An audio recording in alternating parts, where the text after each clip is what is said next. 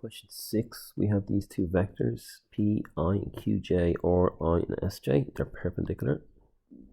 So what do we know about perpendicular vectors and dot products? We know that the dot product is given in this format. When they're perpendicular, it's equal to 0.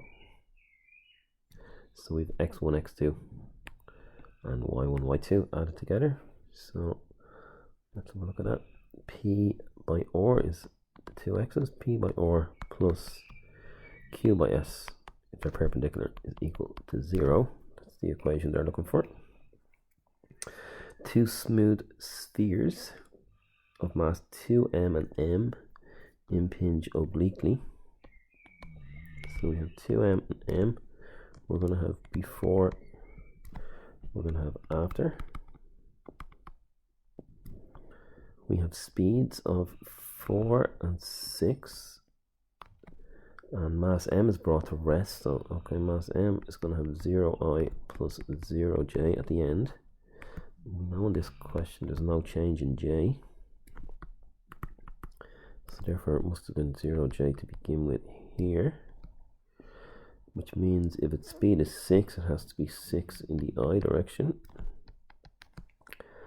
This is the best approach to take here.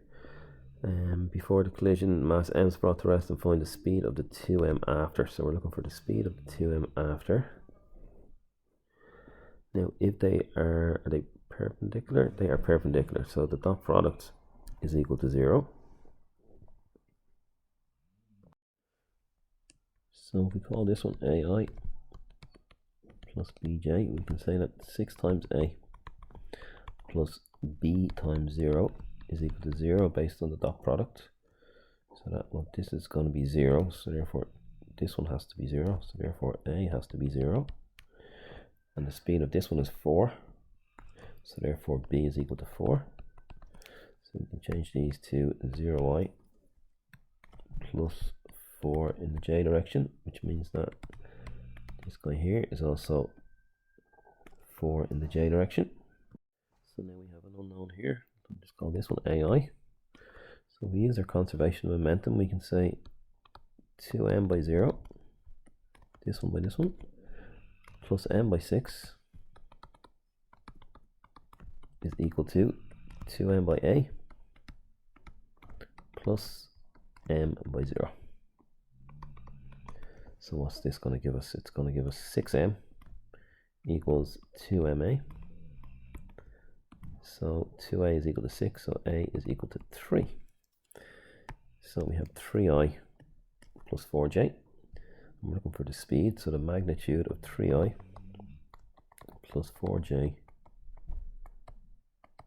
is equal to 5 meters per second.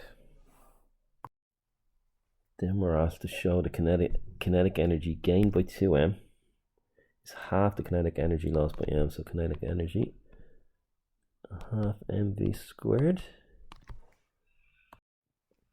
So half 2m, half m, and it's gone from 0 to 3 by 3 squared is going to be 9m.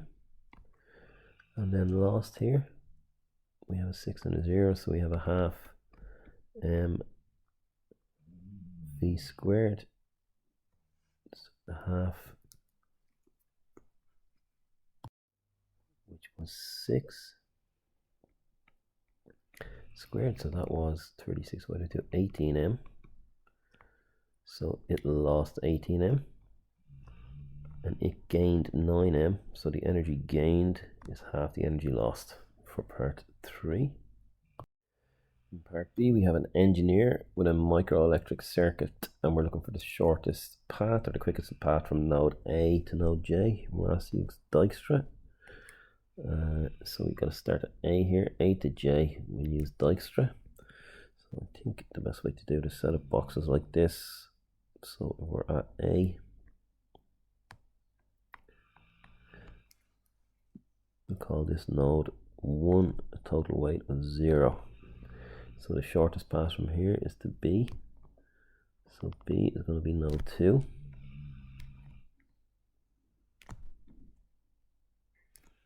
So this is 1A, B, is going to be node 2. It's going to have a total weight of 3. Nothing else can happen there. The next, if we go to D, that will have a weight of 10. So we can go to C and it will have a weight of 4. So C will be the third node. Visited, the third one. C, total weight of 4. And D, if we went A, D would be 11, 13 going in this direction and 9 going in this direction. So we can have D as the fourth one.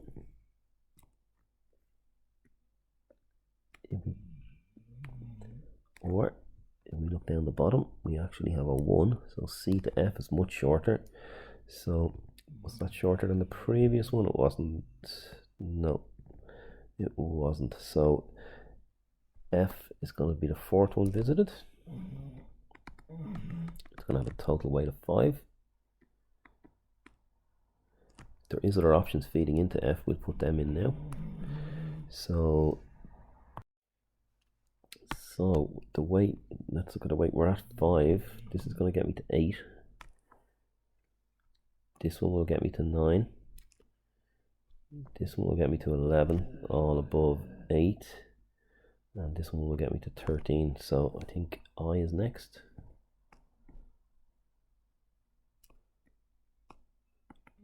It's going to be node 5. It's going to have a total weight of 8, 4, 1, 5, 3, 8. Total weight of 8. Nothing else going on there. Or there.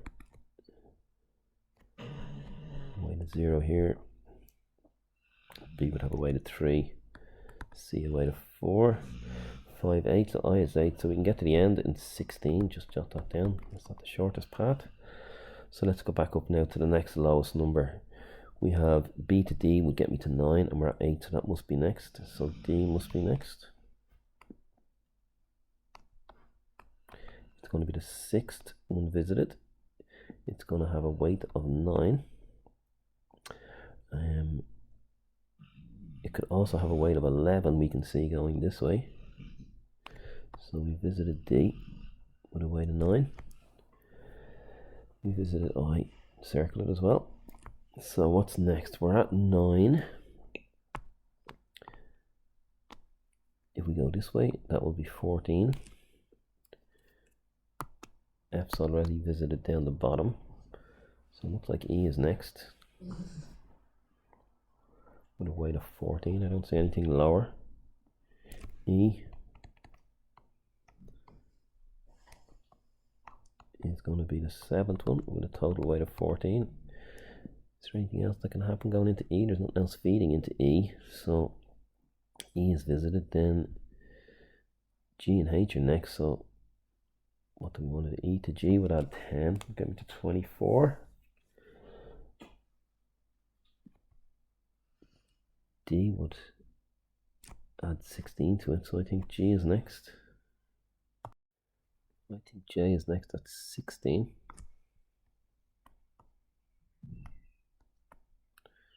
J is next. It's going to be the 8th node visited with a total weight of 16. So we still have to do the other 2 nodes. So E to H would be, we're at E at 14 here. So E to H will be 32. We can get from E to G in 10. E to G in 10 would be 14 and 10, 24. 5F going this way would also be 24. So I think G is next at 24. G, a total weight of 24. The 9th one visited. And then H must be last. The 10th one. And the shortest path to H, 24. If you go from E, 14 and 18 will be 32, I think. 32 for H. And then you need to spend a bit of time going back and just putting in all the other options underneath the boxes. So the last part of this question,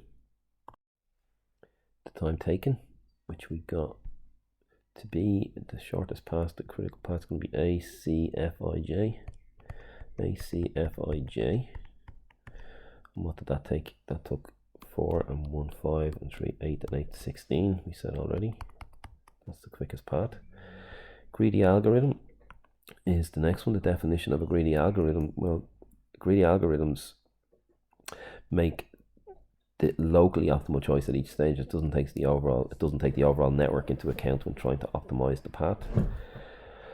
And for the last part, Bellman's is used when there are clearly distinct stages in the problem, and this doesn't have clearly distinct stages in the problem, so Bellman is not appropriate in this case.